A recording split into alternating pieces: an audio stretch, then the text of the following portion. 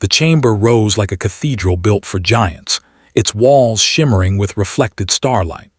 Ambassador Elena Vasquez stood alone in the center, every movement judged by hundreds of alien eyes.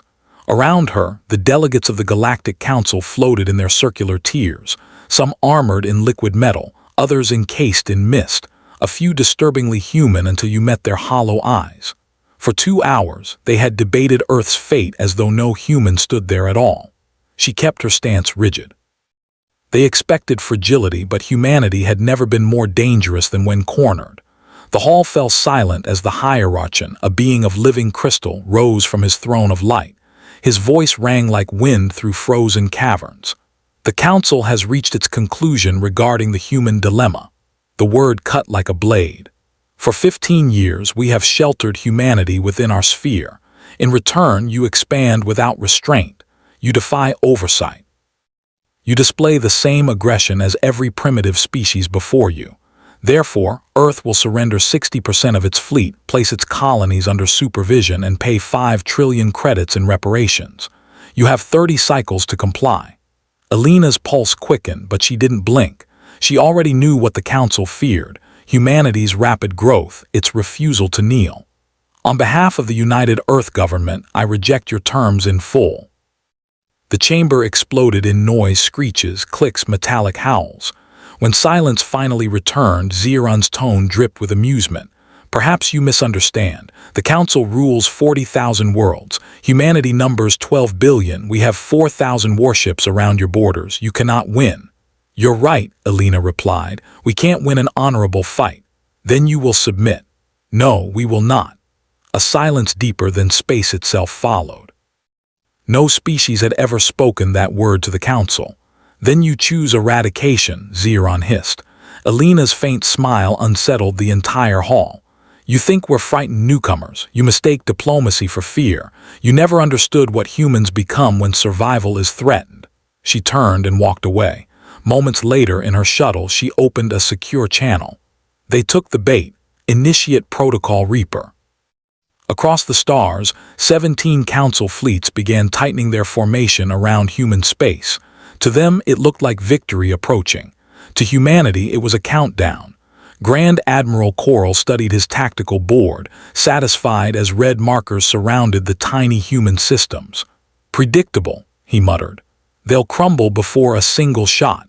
Reports of civilians fleeing confirmed it. Only a few strange readings in nearby asteroid belts drew mild concern, but he dismissed them as primitive probes. On Cycle 29, the Council armadas advanced, 4000 ships entering human territory in a synchronized wave. Battlefleet 7 led the charge under Coral's flagship Eternal Dominion. When they arrived at the Tati system, they found unarmed freighters fleeing into an asteroid belt. Coral laughed. Cowards. Yet his sensor officer frowned. Admiral, those ships are accelerating past safe limits. Energy surges across the entire field. Then realization struck. Those aren't asteroids, they're armed. Before Coral could respond, the void lit up. Thousands of hidden platforms came alive, turning the asteroid belt into a killing field.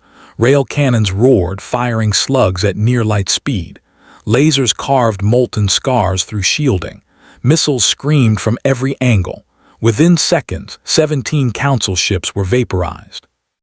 Then the human warships appeared, sleek obsidian vessels sliding out of stealth like predators from the dark, smaller, faster, impossibly precise.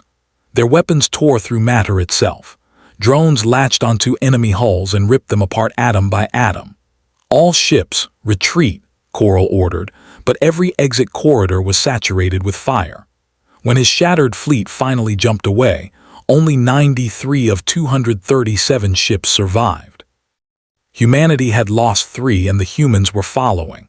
Aboard the dreadnought Sherman, Captain Marcus Stone watched the carnage unfold with cold precision. No mercy, he ordered. No regrouping. His officers obeyed in silence. Stone's daughter had died in a so-called pirate raid, one secretly ordered by the Council. Now his vengeance was doctrine. Human weapons no alien had seen, zero-point lances, quantum torpedoes, self-replicating drones, cut through the fleeing fleets. When surrender signals came, Stone ignored them. They showed no mercy at New Venice, he said. Neither will we. Across 17 battlefronts, the same story repeated. Council fleets collapsed under a storm of human fire. More than 3,000 warships were annihilated in 6 hours. Species that had ruled the galaxy for 50 millennia were reduced to frightened fragments. Admir Coral, one of the few survivors, contacted the Hierarch. There is no perimeter, he said hollowly. They were never defending, they were hunting us. They built weapons designed only for destruction. Return to Prime, Zeron ordered. They won't let us, Coral warned, but it was already too late. Back on the Council homeworld, panic swept the chamber. Delegates screamed, demanding explanations. They're breaking accords, one cried. They're invading neutral space. They are doing what we taught them, another murmured. They're ensuring survival. Desperation pushed Zeron to a final gamble. Deploy the Nova cores, he commanded, superweapons capable of igniting entire stars. The room erupted in horror. That would murder billions. Before debate could spiral further, every display in the hall flickered and Elena Vasquez appeared calm, composed, deadly. Good evening, Council. Apologies for the intrusion. We've been inside your secure networks for 12 years. Every secret, every archive, every crime. You hid them well, but not from us. The screens flooded with classified files, assassinations, suppressed rebellions, entire species erased. For 50,000 years you ruled through fear, Elena said. You orchestrated wars, enslaved civilizations, and plotted to destroy us when we grew too fast. The galaxy deserves to see the truth. Zeron's crystalline frame dimmed as one file appeared, his own signature authorizing the plan to provoke humanity into war. The chamber fell silent. What do you want? He finally asked. Complete dissolution of the Council, Elena said. Every species may join a new federation, one without masters. Those who refuse will remain alone. And if we refuse, another whispered. The displays changed again, 6 live feeds from 6 ruling homeworlds. Above each, human fleets hung in orbit, weapons charged. We could end your civilizations in hours, Elena said.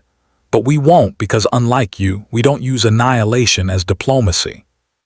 We offer you 12 hours to join the future or be left behind. Zeron tried to sound defiant. You can't hold 6 blockades forever. Elena's expression softened. Almost pitying. You still think that's our entire fleet, Hierarch? You've seen a fraction of what exists. The transmission ended. The chamber dissolved into fearful whispers. They all knew the truth. Opposition meant extinction, isolation, or both. 50 millennia of order had ended in a single day. 6 months later, the same hall bore a new name, Unity Station. Delegates from 400 species now sat as equals. The tiers were gone. Power was shared. Elena Vasquez stood beside Ambassador Thelvar, one of the first allies humanity had ever earned. Strange, he said softly, how quickly empires fall. They were built on fear, Elena answered. We only gave the final push. Peace was messy arguments, slow rebuilding, but it was real. 17 former Council species remained under sanction, isolated yet fed, given the chance for redemption. Humanity had power now, more than any species before it, but Elena knew restraint mattered more than victory. Elsewhere, Marcus Stone sat alone, staring at a letter from the rebuilt colony of New Venice. They'd named a memorial garden after his daughter, Sarah Stone Park. His former officer, Lieutenant Chen, visited to urge him to attend. You were right, she told him. If we'd shown mercy, they'd have destroyed us, but I still see their ships in my dreams. So do I, Stone said quietly. Survival always had a price. When she left, he looked out at the stars, peaceful, indifferent, endless. Maybe, he thought, some part of humanity had to become monstrous so the rest could remain free. On Unity Station, Elena Vasquez stood before the viewing window, watching the galaxy rebuild itself. The Secretary General's voice echoed beside her. History already calls this humanity's brightest moment or its darkest.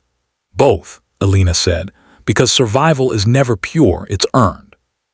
She looked at the swirling lights of countless worlds, once divided by fear, now bound by fragile hope. For the first time in galactic history, the future belonged to everyone. And for the first time, humanity was ready to protect it.